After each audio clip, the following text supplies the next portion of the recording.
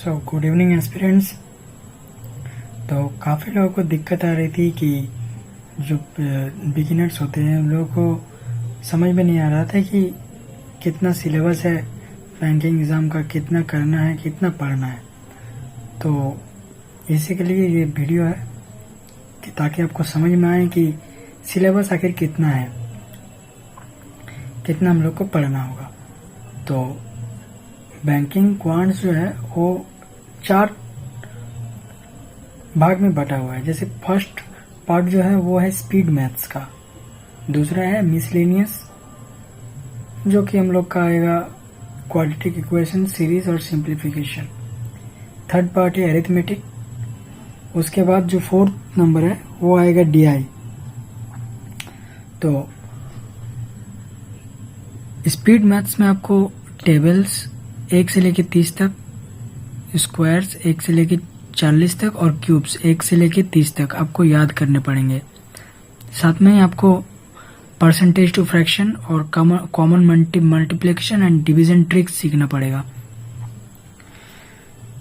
इस पे जल्दी वीडियो आएगी कि कहाँ से ये सब करना है, कैसे करना है, मैं ये सब बताऊंगा। उसके बाद दूसरा जो आता है हमारे मिसलेनियस, इसमें आता है आपका क्वाड्रेटिक इक्वेशन। सीरीज आता है, इसमें 2 टाइप्स के आते हैं, एक मिसिंग नंबर सीरीज और एक रॉन्ग नंबर सीरीज। और साथ में आता है आपका सिंप्लीफिकेशन। ये लगभग 15 मार्क्स का आता है प्रीलिम्स में। ये स्पीड मैथ्स में काउंट किया जाता है सिंप्लीफिकेशन। दूसरा जो आता है अरिथमेटिक, जो हम लोग अभी प्रैक्टिस कर रहे हैं। सब लोग सिंप्लीफिकेशन, सीरीज, क्वाड्रेटिक इक्वेशन इसी के पीछे भागते हैं क्योंकि ये थोड़ा सिंपल होता है, लेकिन इसमें कैलकुलेशन थोड़ा फास्ट होना चाहिए। ये भी आपको दिमाग में रखना पड़ेगा। लेकिन कोई अरिथमेटिक टच नहीं करता। लगभग अरिथमेटिक अगर आप अच्छे कर लेते हो तो लगभग आप सारे एग्जाम में बैठ पाओगे और अच्छे मार्क्स ला पाओगे। तो अरिथमेटिक में हमारा जो चैप्टर्स है वो रहेंगे percentage, profit and loss, ratio and proportion, simple interest, compound interest, time and work, mixture and alligation, partnership, ages, boat and stream, speed, time and distance, mensuration, 2D और 3D, permutation, combination and probability. तो ये prelims का है। साथ ही वो arithmetic में जो mains का रहता है वो सेम सिलेबस है। जैसे नंबर सिस्टम, परसेंटेज, अलजेब्रा, इसमें जो क्वेश्चंस पूछे जाएंगे वो थोड़ा एडवांस लेवल में आएगा, थोड़ा टफ लेवल पे आएगा, लेकिन बन जाएगा।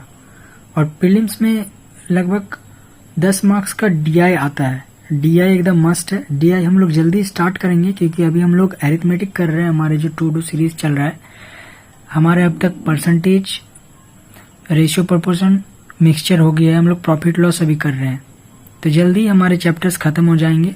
सो अगर आपने चैनल को सब्सक्राइब नहीं किया है तो चैनल को सब्सक्राइब कर ले, क्योंकि मैं ऐसे ही मेरे पर्सनल स्ट्रेटेजीज जो है मैं डालते रहता हूँ कि कहाँ से क्या करना है आपको।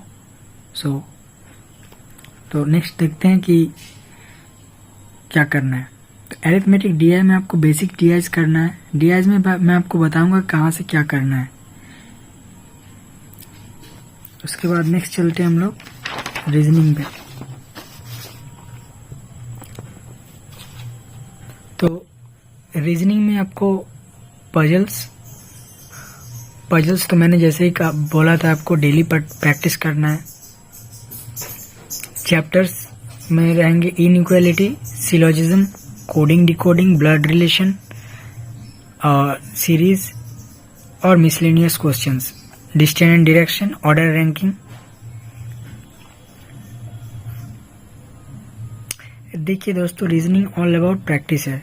मैं क्यों बोल रहा हूँ, मैं आपको डेली बोलता हूँ कि डेली पजल्स कीजिए, क्योंकि पजल्स आपका एक दिन पे नहीं बनेगा। आप अगर डेली प्रैक्टिस करेंगे तो पजल्स आपका एकदम श्योर शॉट में बनेगा। इसका जो नंबर डिवीजन है आपका alphabet series and coding decoding में IBPS, SBI PO में लगभग 2 से 7 मार्क्स का आता है। RRB में 7 से 12 मार्क्स का आता है। Distance direction order ranking and blood relation RRB SBI IBPS में 2 से 5 मार्क्स का आता है। इनइक्वालिटी और सिलोजिज्म में 3 से 5 मार्क्स का आता है। Seating and puzzles prelims plus mains में 20 से 25 मार्क्स का आता है। लगभग 50% मार्क्स आपका सीटिंग एंड पजल से ही आता है। तो रीजनिंग का हमारा खत्म हुआ। नेक्स्ट हम देखते हैं इंग्लिश का। तो इंग्लिश में आपको ग्रामर करना है। न्यूज़पेपर जैसे मैं आज दिया था कि न्यूज़पेपर जो करना है वो द हिंदू एडिटोरियल करना है। मैं आपको मेरा जो नोट्स रहता है मैं आपको सुबह दिया था वीडियोस की डिस्क्रिप्शन में। अगर आप डाउनलोड नहीं किए हैं तो डाउनलोड कर लीजिए। वहाँ से आपको कोई भी नोट्स बनाने की ज़रूरत नहीं पड़ेगा। वहाँ का जो वोकैब है आप वहाँ से कर सकते हैं।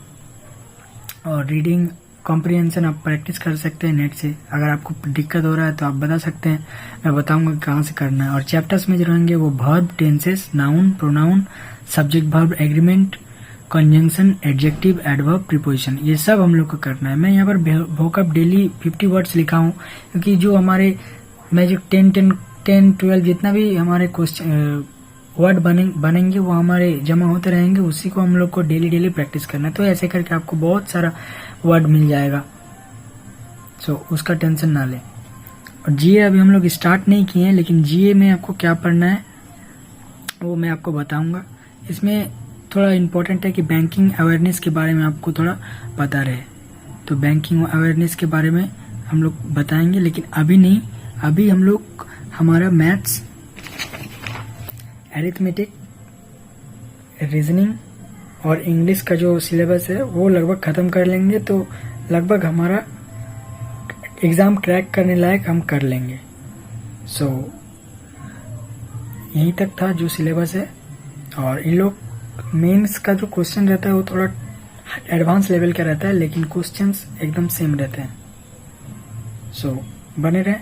Thank you.